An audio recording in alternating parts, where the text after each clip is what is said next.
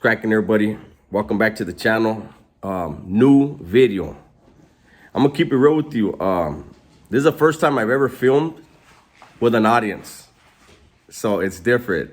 I'm looking at 1, 2, 3, 4, 5. There's like 500 people in here right now. You know what I'm saying? I'm famous like that all of a sudden. I don't know. I didn't even know that. Thank you guys for supporting the channel like that. But today we're gonna talk about, first of all, shout out to Food and Fallon's, Big Fig. Make sure you check out the channel, subscribe to the channel. Check it out, homie. Check it out. He's got a video coming out today with Kurupt. 11:30 it premieres. It's gonna premiere at 11:30. But honestly, today we're gonna talk about when I feared for my life. So you guys need to know, I've been shot at on the streets. I've been shot at in prison. I've been in a lot of scary situations, and I'm gonna be honest with you, I don't remember being afraid of none of that, right? But Fig wants to fucking travel everywhere. And I ran in a whole brand new world called turbulence. Oh my God. That motherfucking plane started crying. I said, why is it making that noise? But let me tell you something. Look, I didn't even plan on telling you guys this part. This is real stuff. I told my lady already. I told Fig this. I believe, oh, hold up. Somebody in the audience, your phone's ringing. If it's for me, I'm filming right now. Thank you. But no bullshit. Listen, I boarded the plane in Burbank. We had a 4-hour delay due to bad weather, right?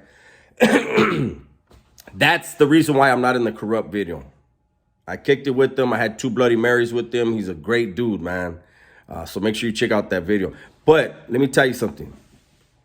With my background, my history, everywhere I go, anywhere I go, it doesn't matter. When I step foot out of this house right now, after we're done filming, I know who's on the block as soon as I step out. It's just a thing that we do, having lived that life. You pay attention to everything, right? So when I was in the freeway, when I was in the airport in Burbank, I noticed this really big black dude who had a hood over his head the whole time. No carry-on bag, no luggage, nothing. And it seemed like everywhere I went, there he was, right? So initially, my seat on the plane was B3, okay? When they scanned my ticket, they said, hey, there's something wrong with it. You need to go to the counter and have them print a new one. They printed me a new one, and then they put me on, what was it? It was on row 30, but it was a window seat, right? So I go all the way back, and there's 2 paisas, and they're sitting there, 2 women. One of them just had surgery. They gave me that evil eye. The one that in the middle was like, hey, I just had surgery, so don't bump into my arm, this and this and that. I was like, all right, I got you. But then they try to gangster me out of the seat. Oh, no, that's not your seat. I bought that seat for my niece. I said, well, keeping it real, you're sitting in my seat. So we're going to go ahead and Peter pays Paul, and I'm going to sit here, okay? Thank you. So I sit down. There was a white lady sitting next to me in the aisle. I had met her and her husband and son. They were from London, right? I had met them, and so she's sitting next to me in the aisle, right? The last person to board the plane, guess who? It was the big black dude with the hood over his head. So he comes and he's walking all the way back to the back of the plane. And he walks up to the white lady from London and he says, excuse me, but that's my seat. And she said, okay. So she moved to the row behind. He sits down and he's just looking straight ahead, and he bows his head down. And that's all he did. We take off, man, and we hit that turbulence. Boom. And that dude looked over at me and he said, people always want to have a conversation with him at the wrong time. He's talking about God. I knew immediately he was talking about God. And the first thing that popped up in my head, and you could think I'm crazy, I said, this dude's an angel. He had a weird aura about himself. And like I said, he followed me the whole, like, I don't know if he was following me, but everywhere I went in the damn airport, he was there. And so he said that to me, and I was like, they do, huh? And that was it. And I looked bored. Then we hit even worse turbulence.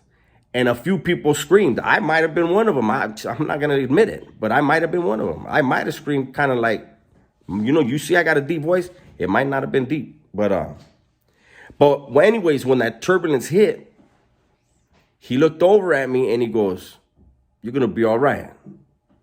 And then he just put his head down. It was the weirdest shit, man. I just want to tell you guys the story. Was he an angel? Was he not? I believe he was. I believe that's the third one I met. And I'm going to keep it real with you guys. They're racially balanced. Because I met a Mexican angel in San Diego when I first got out. I had somebody with me that saw the whole thing. It was crazy. The first one I met was a white dude and now a black one. So just so you guys know, they're racially balanced up there. So you can get there no matter what you are.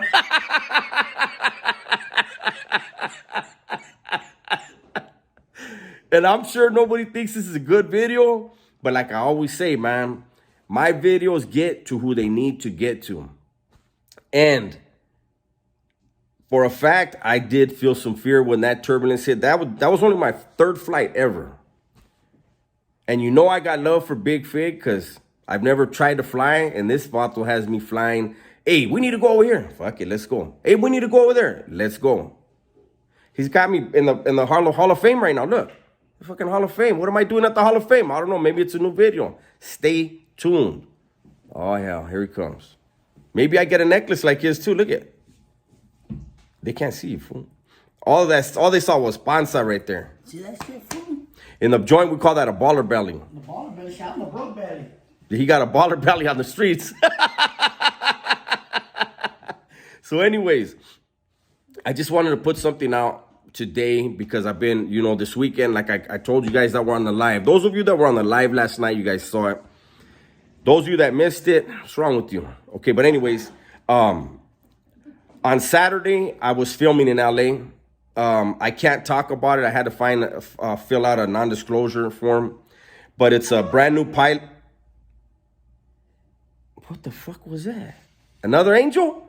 Hey, so anyways, on Saturday, I was in LA and I filmed a pilot for a brand new TV show that they're trying to start up on A&E. I can't tell you. I almost slipped up and told you what it's about. I can't do that. Hopefully that airs. I don't know if I'm going to be in it. Apparently, they just used me for my good looks. I don't know, something like that. They told me something like that. I felt good about it, though. But, and then next morning, Figs got me flying around the world. So, stay tuned. But that's the reason why I didn't do anything Saturday and Sunday. I had to do something today for you guys. And for sure, I had to make sure, in case I forget, to tell you guys Happy Thanksgiving. Everybody, please be safe.